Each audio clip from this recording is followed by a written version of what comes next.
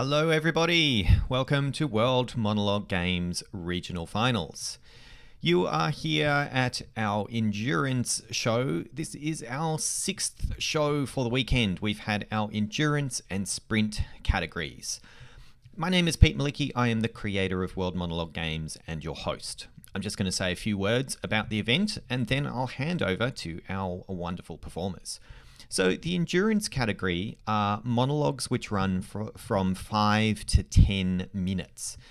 We have 3 phases at the games. We've got the qualifiers, the regionals, and the global finals, the best of the best.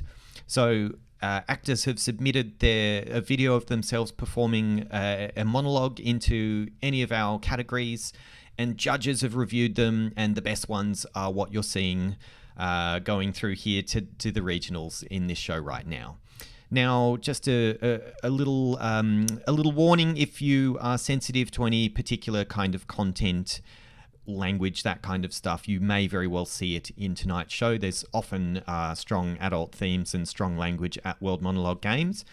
If you want to support us and the performers, hit the like button, give us a subscription, and leave a chat message if you're watching live, or a comment if you're watching later. That's a really great way of encouraging the performers. They really love to see those. As our viewers, you do get to vote for your 2 favourite performers and help select who goes through to the global finals along with our judges. I'll come back on at the end of the show and explain a little bit more about how that process works. You obviously can't vote yet because you haven't watched the show, so I will publish a link to a voting form at the end, which will be available for 48 hours. All right, that said, that's probably enough from me. I'm going to hand over to our performers now. So, folks, I hope you enjoy tonight's show. You are watching World Monologue Games 2022 Regional Finals. This is Endurance, Europe, and the Americas.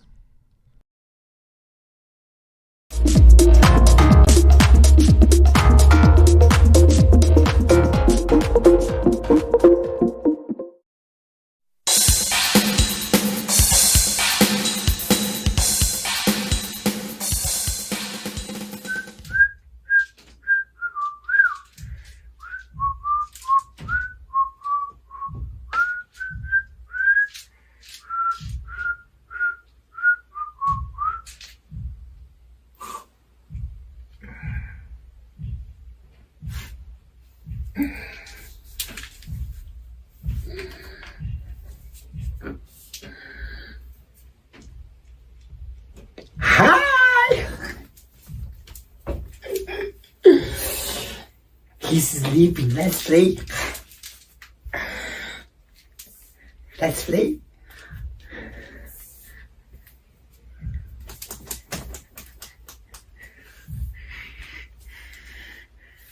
No, you can move. Huh?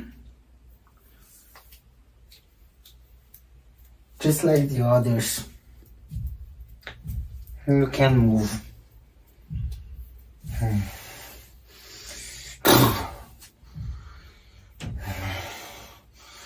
No one wants to play with me.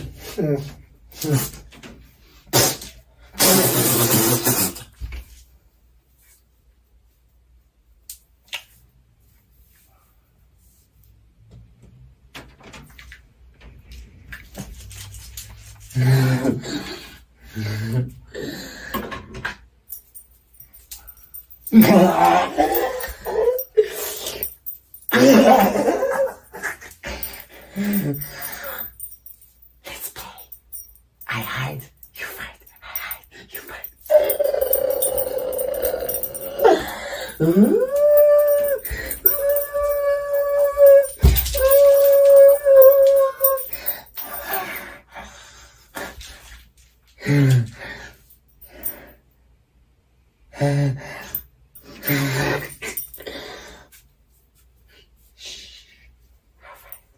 You hide, I hide, you fight, I fight, you hide.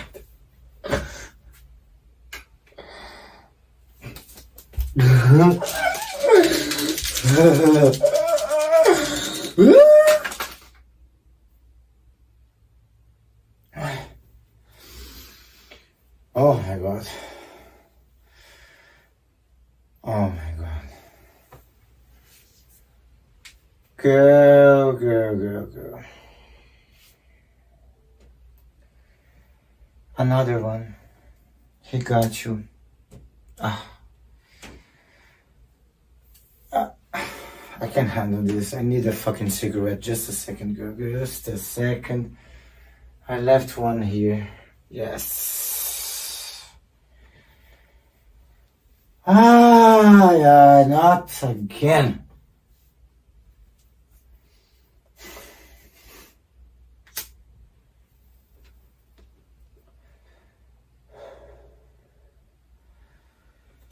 Oh, girl. I got you real bad, isn't it? Let me take a look at you. Always the pretty one. Girl, here's the deal. He got you. It's not going to be easy. I don't think you're going to escape alive. I'm sorry, but I don't think. I won't help you. No. The last time I did, he cut me locked for 3 years. Do you know how it feels like? 3 fucking years. No, baby. I'm not going to let this happen again. I'm so sorry. I hate bringing bad news to people, but maybe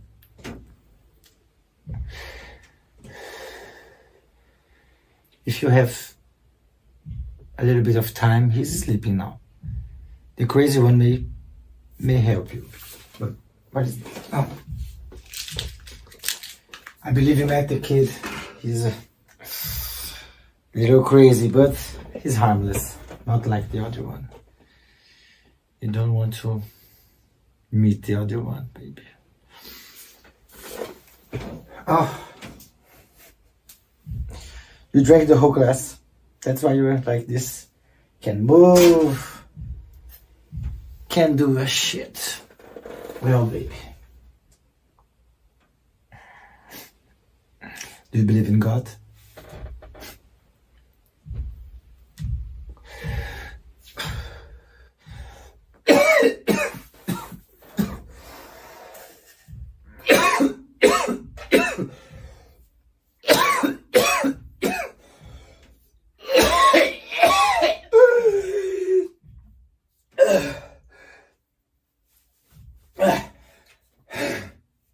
I'm free.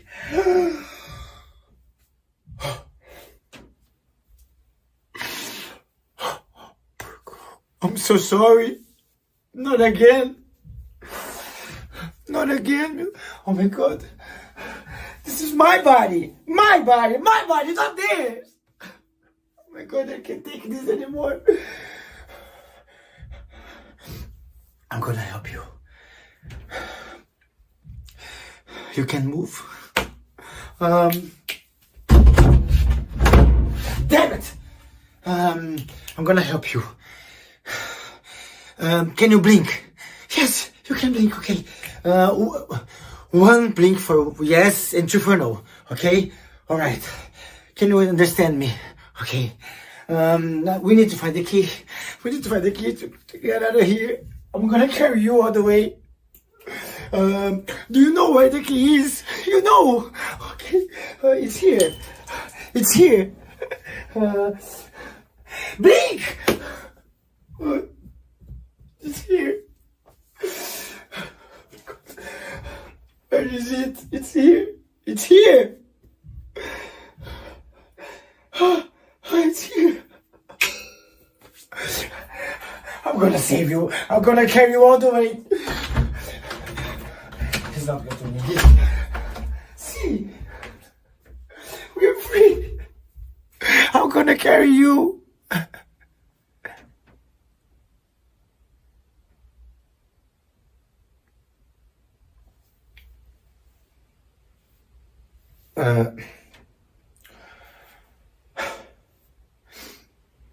My apologies. Just in time. It's a little bit cold here. I'm gonna close Much more comfortable, isn't it? Can you give me 1 minute just to... okay. For you.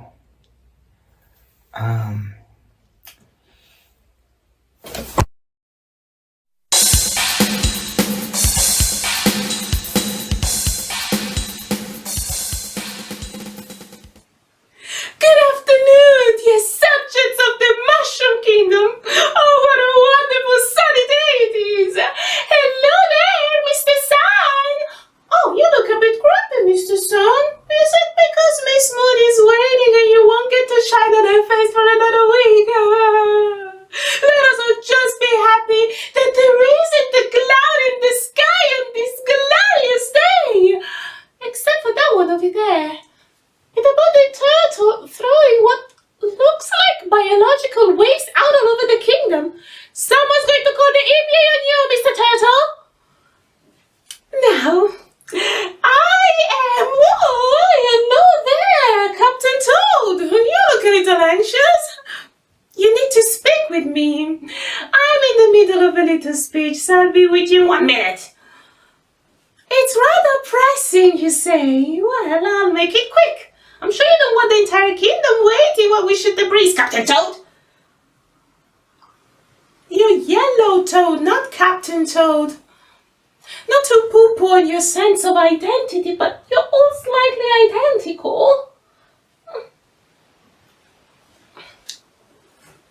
Now, I am delighted. Oh, Princess Daisy.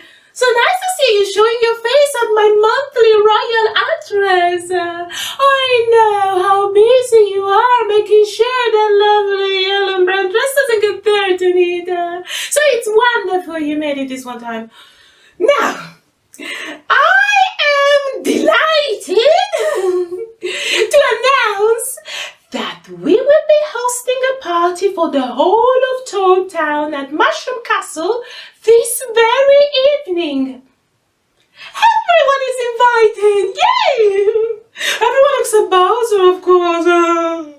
We will begin preparations immediately.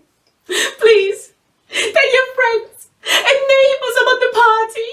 And please, bring nothing more than your appetite and your good spirits.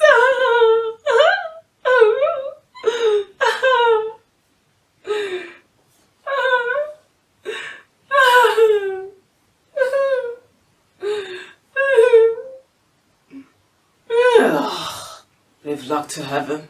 I wish they'd bring me some actual good spirit. I could use a fucking drink after that nauseating crap.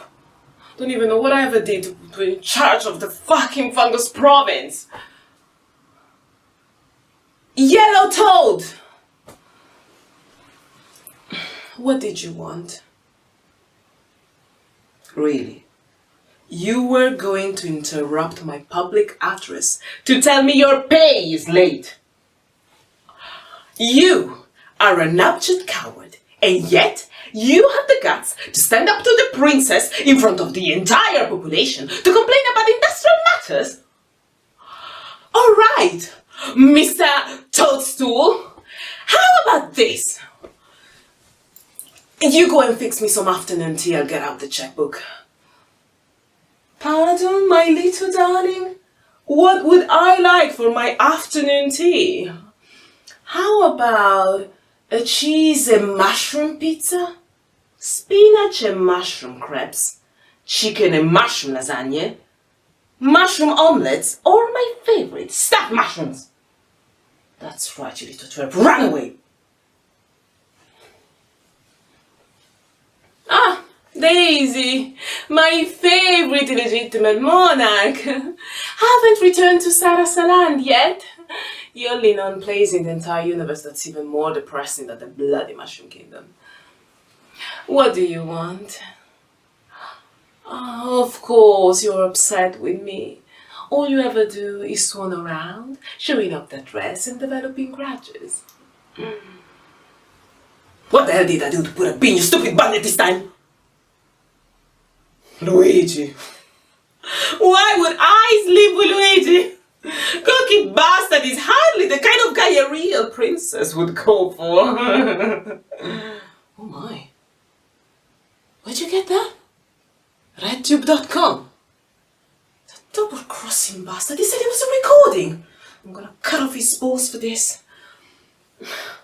Okay, Daisy. I shot him. But there's a good reason. I am a princess, the sole leader of an entire kingdom. Every week, I am kidnapped by an overweight dinosaur with breath like a dead skunk's rotten asshole, and my entire defense force is comprised of one short, fat, mustached plumber with no military training or experience. He and his brother are the only human males around here, and damn it, I have my needs. Needs which toadstool people and turtles cannot fulfill. And believe me, I have tried. At least Luigi has a 5 out of 10 body and spends less time in the sewers than Mario. Anyway, Daisy, I told you 6 months ago I wanted you to get Link away from that bitch Zelda. Bring him to me and I'll stop stooping your crush. Now Scram, I have a party to organize and my stuff are all spores. Speak of the devil, which one are you? Are you told? Good. What do you have to report? A present from the Koopas, you say. This wouldn't happen to be about the size of a small house, would it? Toad. Do you remember the birthday cake the Koopas sent last year? You let it into the castle, didn't you? And what was it that happened? That's right. Bowser was inside and I got kidnapped. I gave you a copy of the Iliad after that, and yet you're still letting me throw some fucking birthday presents. Put it in the furnace, or I will saute you and make sure that eat you in front of your children.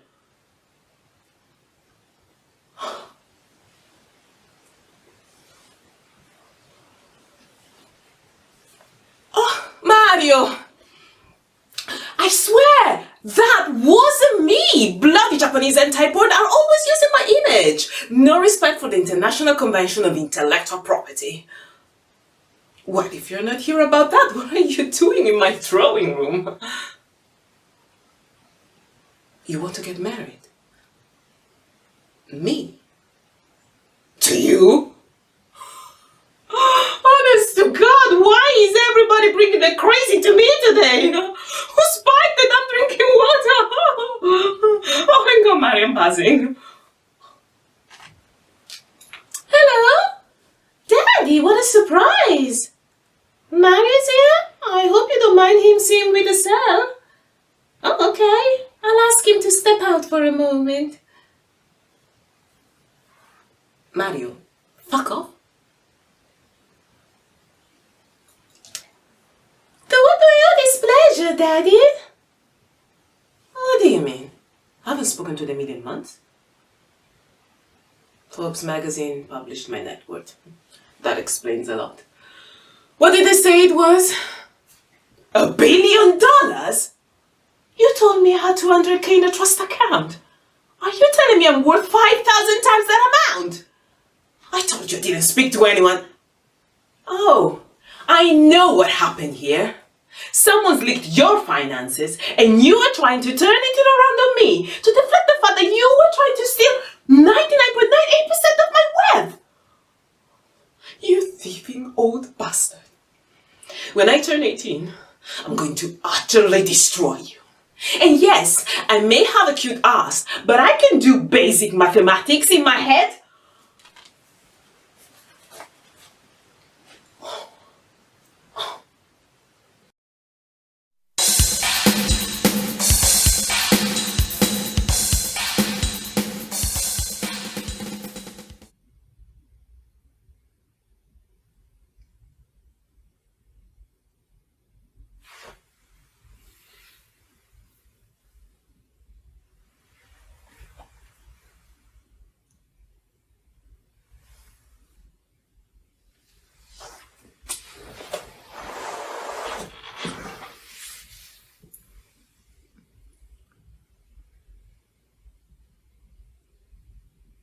Life is too long.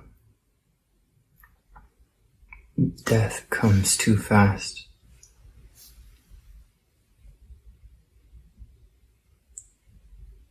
Two lights. One light the tunnel. I was alone. I was afraid. Unable to face to understand afraid to let elementary, high school, college, work, all of it, invisible. Aren't we all? No. Kills you inside. Love? Is it? Never loved. One beat. Heartbeat. Air. Comfort. Peace. Perfection. A love. Was it? So I turned to something. Something soothing. Anything. One shot, one drink, one joint, one line, one hit, one brick.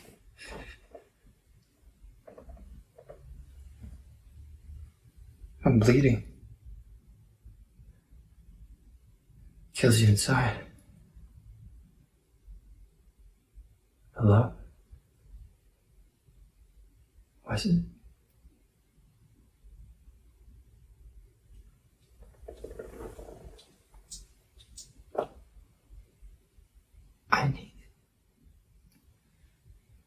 I need you. Too late, but too soon. No problems. Stuck in the habit, the need. I need it. I need you.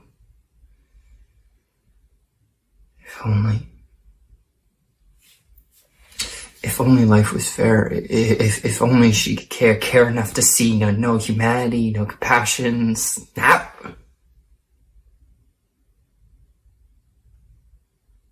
Depression. Bipolar disorder. The doctor's order. Blue pills, pink pills, yellow pills, black pills. Kills you inside. A love? Was it? Snap, relapse, collapse, synapse, attacks, veins, pain.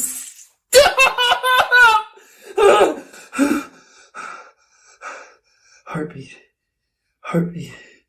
Heartbeat. Weight. Indescribable weight. Breathe. Breathe. Breathe. Air. A love.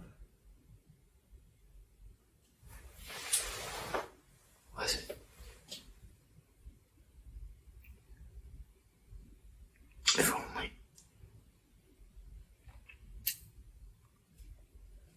Nobody cares.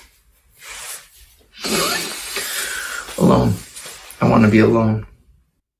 Leave me alone! No, wait. I don't want to be alone. I don't want to be alone. I don't.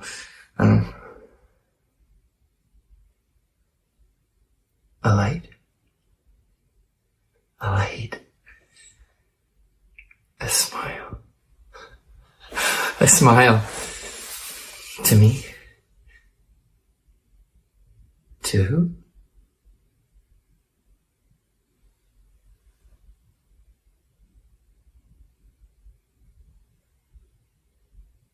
To him. Not me. Nothing.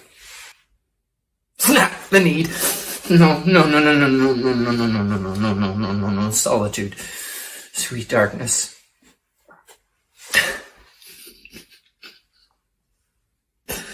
I'd rather not see, not stare, not care, not be.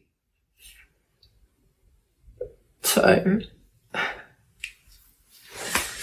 Exhausted.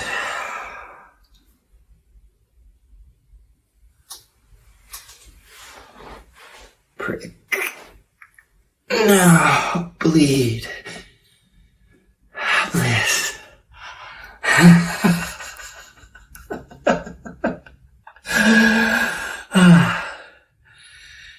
Reality is more. I need more. I need you. More. More money. More money. No money. Not funny.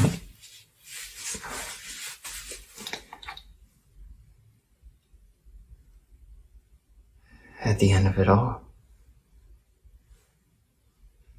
2 lights, sound of the rails.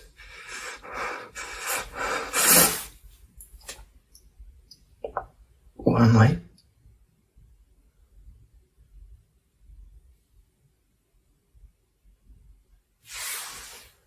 Gone.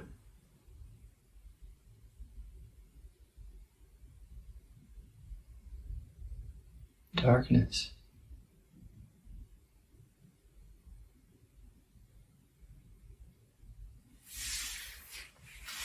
I needed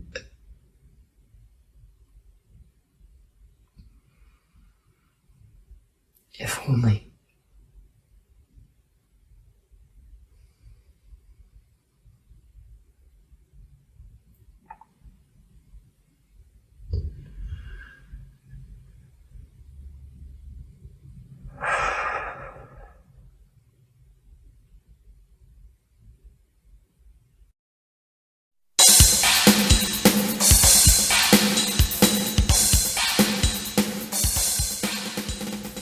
I knowed she was trouble as soon as she came through the door. She couldn't have been a day over 16 and had to have been at least 7 months along. Sashaying in without a speck of decency. No shame at all in the way her short dress stretched across her round belly. She didn't even try to hide it. Not to mention all that eye makeup. Lord, she looked like a raccoon. I was watching her from back in the kitchen, where I'd stepped to sneak a quick puff off my menthol. She walked up to the counter, climbed onto a stool, no regard for the fact that her behind was barely covered as she hitched her leg onto the seat. I made a mental note to get the Lysol out after she left. Back in my day, when I was 16, 1966, you found yourself in that condition, you kept yourself at home or went to visit an aunt in Kentucky. You didn't flaunt the situation in a hot pink sundress. I took a final puff, stubbed it out, pushed through the doors and said, "What can I get you?" Without looking up, she said, "Glass of milk and an order of onion rings." I wasn't one bit surprised by her lack of respect. As I went back into the kitchen, I saw out of the corner of my eye she was counting her change. After I put her onion rings in the deep fryer, I snuck another look to make sure she wasn't stealing a salt shaker or the napkin holder.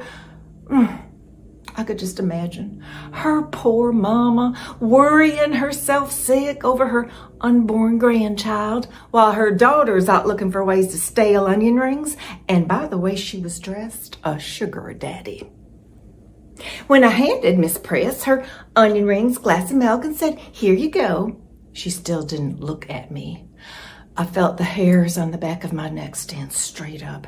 I was going to make her look me in the eye at least once. It wouldn't kill her to show little respect to her elders. "Ketchup?" I barked, and that worked. She looked at me. I noticed right away what I'd mistaken for too much eye makeup was bruises that were starting to fade. I didn't have to look twice to make sure, because Lord knows I'd seen them same eyes staring back at me from my own mirror. I felt a tightness creep across my chest. Looking at her face was like looking at a ghost from my past. She saw my expression and exclaimed, Oh, Lord, don't I look a sight? I ran right into my bedroom door a couple nights ago. I'd hate to see the door that does that to a person, was all I could think of to say.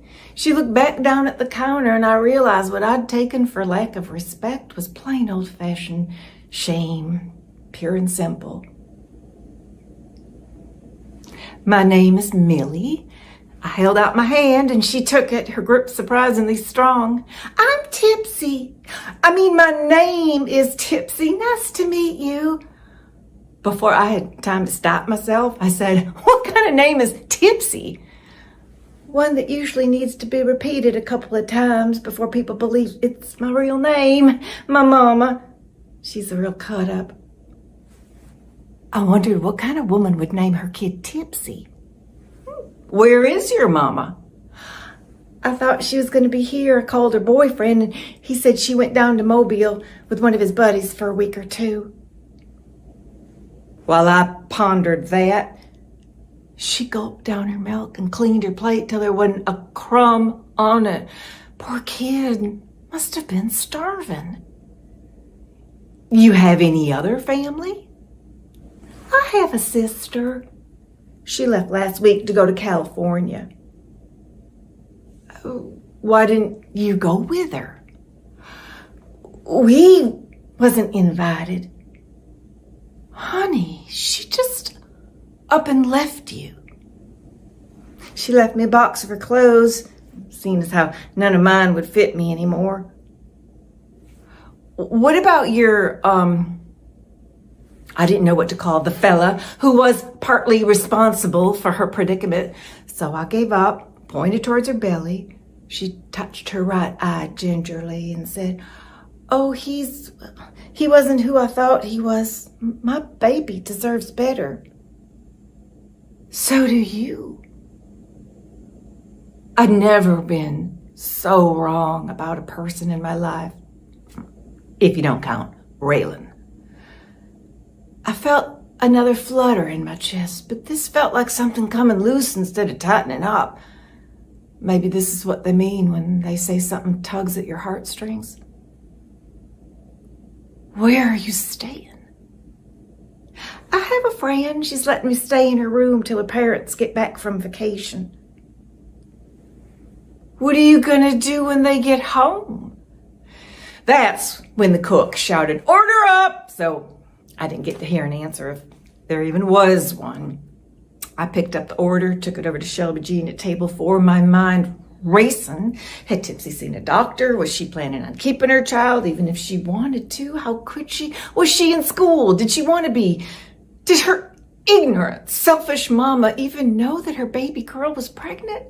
And sitting at my counter, half-starved and beaten black and blue? My racing mind came to a halt when Shelby Jean nudged me with her empty iced tea glass. As I refilled it, I saw her beady eyes staring at Tipsy. I realized she was seeing Tipsy the same way I had when she first came through the door.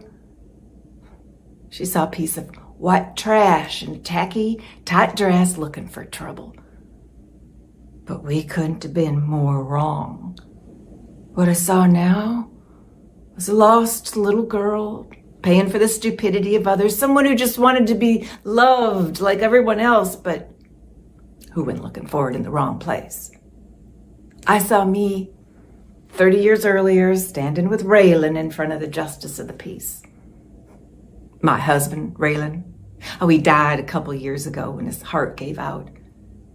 He was a real piece of work.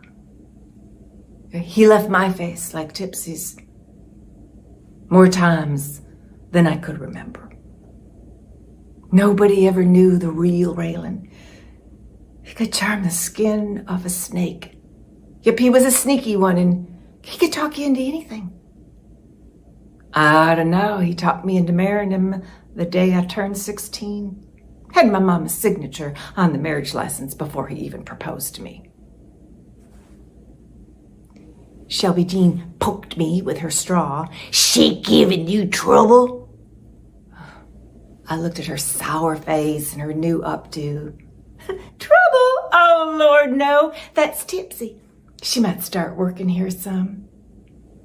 Shelby Jean almost spit out a piece of her Frito chili pie.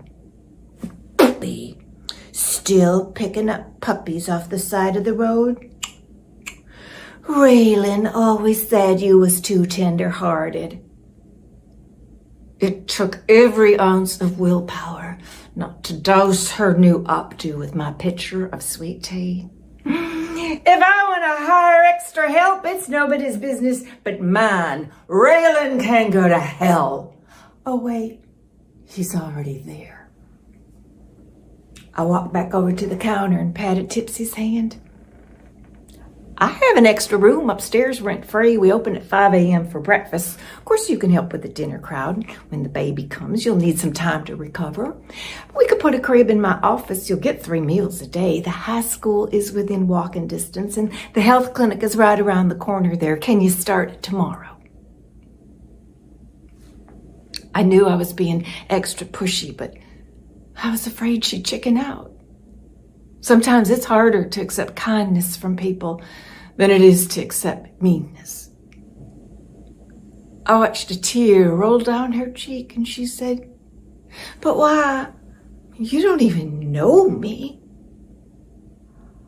I took her by the shoulders so she could see me, really see me. "Oh, honey, yes, I do."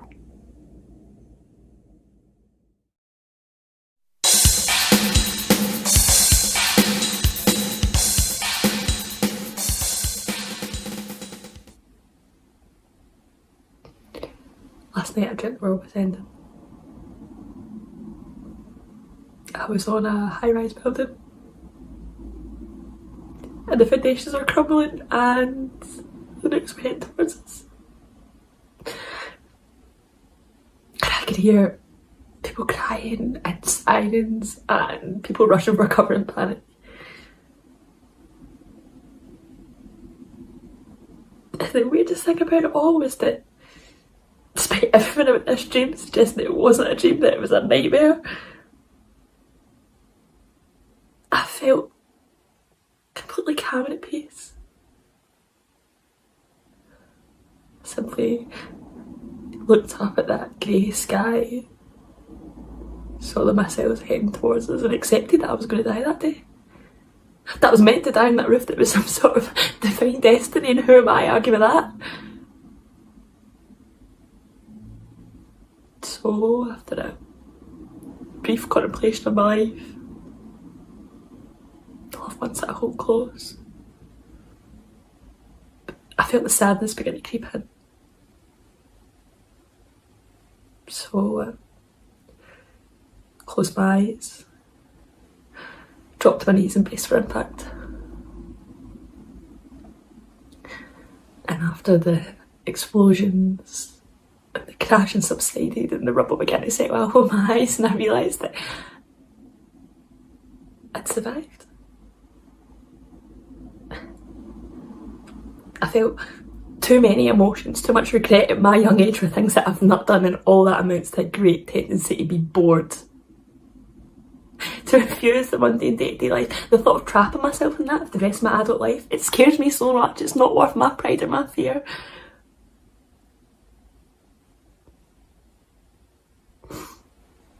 And I'm not trying to turn this into some sort of poetic metaphor or give it a deeper reason. The catalyst was simple. I turned 23 and I demanded more from my life. One life. And I'm still learning stuff about myself. Every day. Maybe more so now actually than in my 20s. Like, the other week I came to the realisation that my favourite flavour of ice cream is chocolate. After years of thinking, oh, what a stupid question, and coming up with answers on the spot, it's chocolate. It's definitely chocolate. And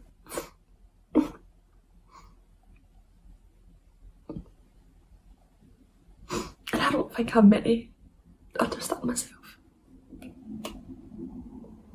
Not really.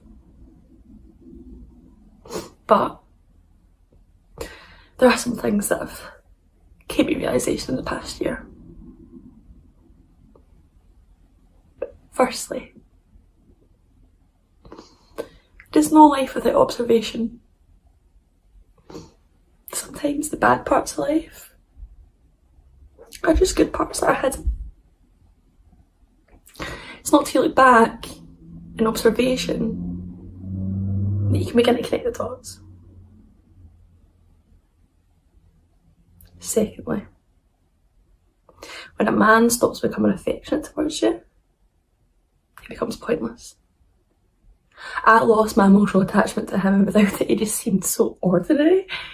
It was my love and my affection that made him seem so special. Thirdly, never give up on something that you can't spend a day not thinking about. Then always ask for what you want. You'll be surprised at where it gets you. The flower doesn't dream of the bee.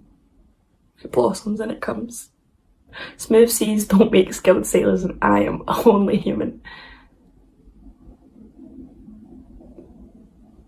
And I don't know what all this means in the grand scheme of things, or if there's some sort of predetermined path in life that I'm supposed to be on. But what I do know is, I don't listen to sad songs and cry anymore. I listen, and I'm at peace. And this too shall pass.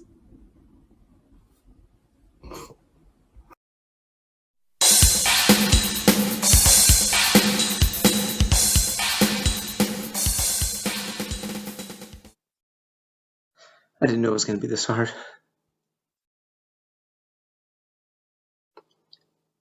It's been 10 years. We named our daughter Ellie. My wife and I were watching this French movie, and there was a character in the movie named Ellie. And when the movie was over, my wife said to me,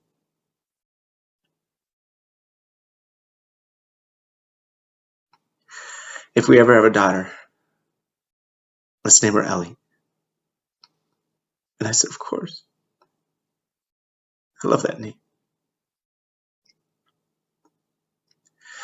My wife and I had trouble having kids.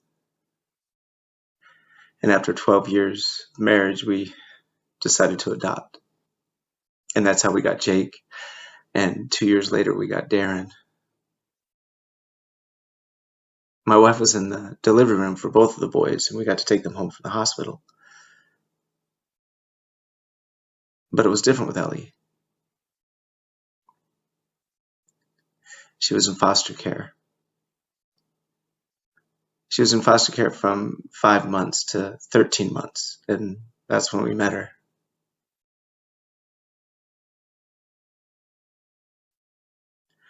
She was born with a liver disorder called biliary atresia, and her birth mom wasn't taking care of her, so the courts took her away and put her in foster care. And then at 13 months, we got to take her home, but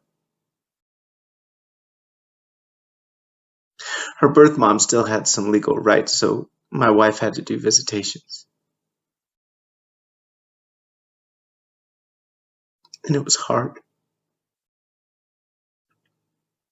I just don't understand why some people can just get pregnant and have babies, and they don't even realize what people like me and my wife go through.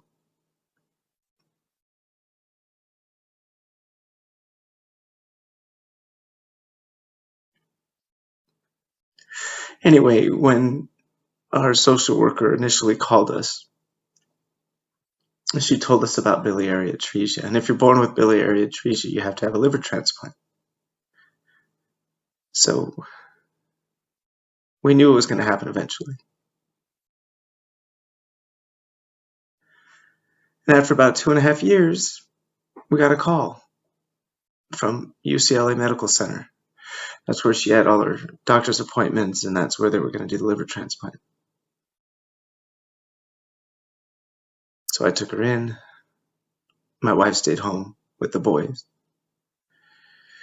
And I got her to UCLA, and they prepped her.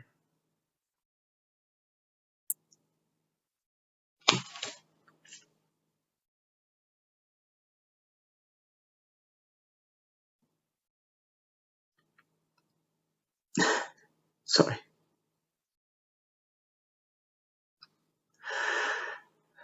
The surgery took about 15 hours. And by that time, my wife was there with me. And when the surgery is over, they called us and they said,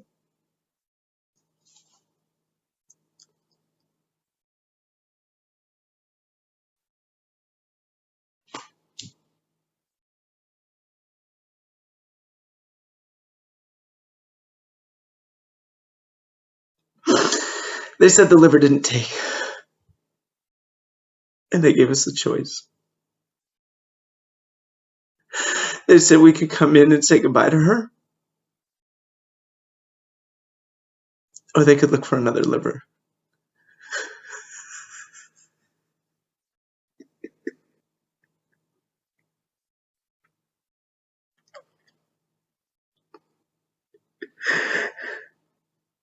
And we said, look for another liver. You gotta find a liver for my baby.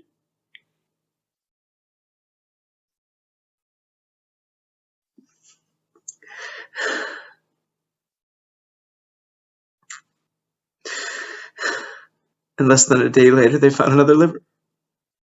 They did the transplant. And everything was fine. At least we thought everything was fine. For about 2.5 months, I lived at the hospital. I was there for about 4 days. My wife was there for 3. We would take turns being with Ellie and take turns being with the boys. My wife and I would just pass in the night when it was time to switch roles.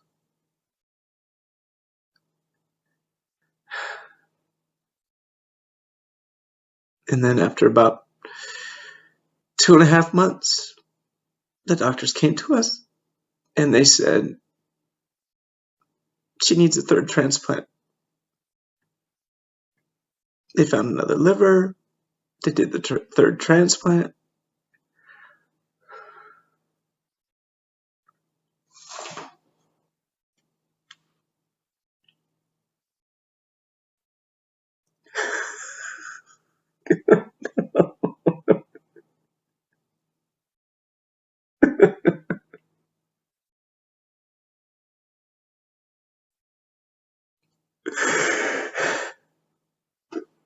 And 2 weeks later, she died.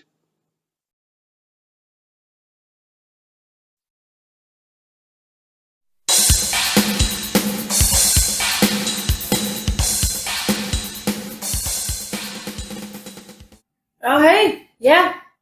Cheers. Yes, I'm having another one. Shut up. God, I hate it here. This town, this neighborhood, this house, the house I grew up in, my childhood home. Although I probably hate it for reasons different than most people hate the house they grew up in. I had a really good childhood. You know, there's the occasional thing I bring up with my therapist every now and then, but other than that, it was a happy one. I was a very happy kid. I was really good at being a kid. Need a place for tag? Oh, I knew the best hiding spots in town. You bored? Oh, my imagination was fearless. Were you sad? I knew all the best fart jokes. And I would literally slip on a banana peel to make you feel better. Which made me feel better. I was really good at making people feel better. I was really good at being a kid. But, fart jokes and hiding spots don't really translate very well to the corporate world. God, it's such a shame that we have to grow old. Isn't it?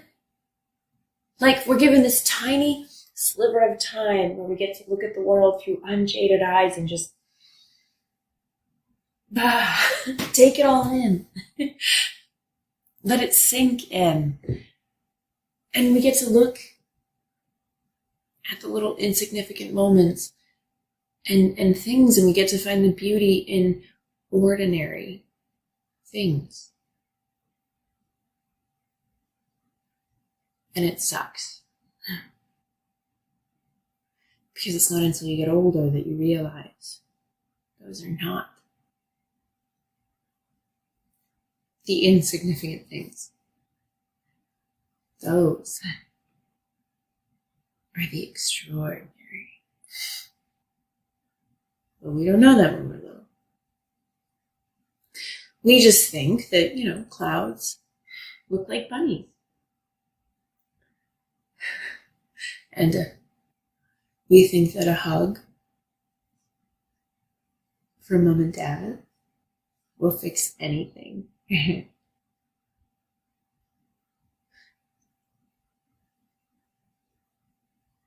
Oh, God, kids just get it, man. Like, they'll try stuff, and if they fail, it doesn't matter. They'll just try something new. But as a grown-up, if you try something and you fail, you're a loser. Or the black sheep of the family. Or you get told to grow up. I hate when people say that to kids. Like, what good has growing up ever gotten you? Well, truly. Bills? A weird knee click when you go up and down the stairs? Death?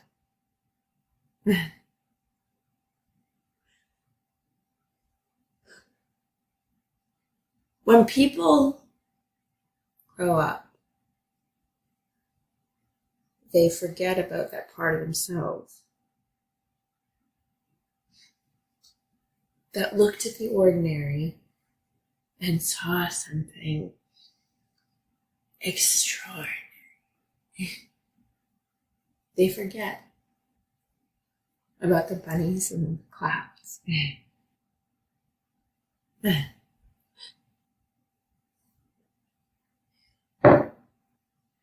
Do you ever think about how your younger self would look at your older self? Like who you are now and what they think about them? Because I sure do. I think about it a lot. Too much. All the time. I don't think she'd like me very much. Mm-hmm. I think she'd be sad that we don't use our fearless imagination anymore. Instead, we just drink it away.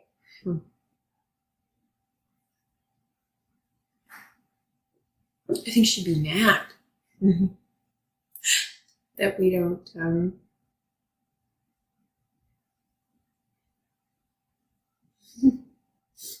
we don't see the bunnies in the clouds anymore.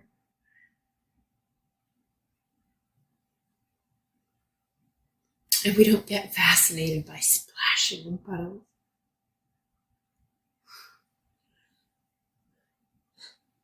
And I think she would grab my face in her tiny, dirty, Band-Aid ridden little hands. And she would say sorry for things she had done, people she trusted. who made us who we are today.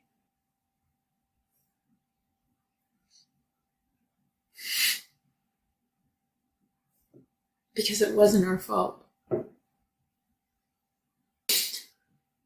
She'd ask for forgiveness, but it wasn't our fault. Yeah. Yeah. I'm sorry, I'm drunk. That's what this place does to me. That's why I don't like coming around, but given the circumstance. You know, just because we grow old doesn't mean we have to grow up.